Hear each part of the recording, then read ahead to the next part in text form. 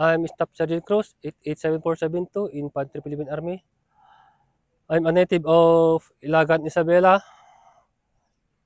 Dati is ako yung na-assignment ako dati dyan sa Ifugao, Mountain Province. Yan yung dating assign ko.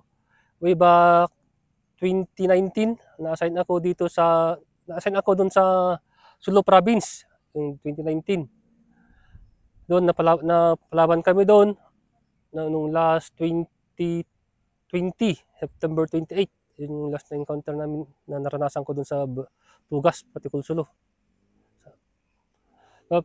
Tapos na way back 2023, napunta kami dito sa way back 24 pala, 24, napunta kami dito sa Basilan Province na naman. Dito kami ngayon.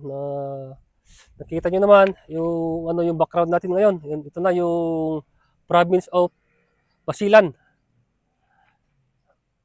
Tapos kung sino yung taga North dyan na gusto rin mag-explore dito sa Basilan, mag-apply kayo ng sundalo. Baka sakaling mapunta kayo ng 11 ID ay ma-explore nyo itong province of Basilan o kaya province of Sulu.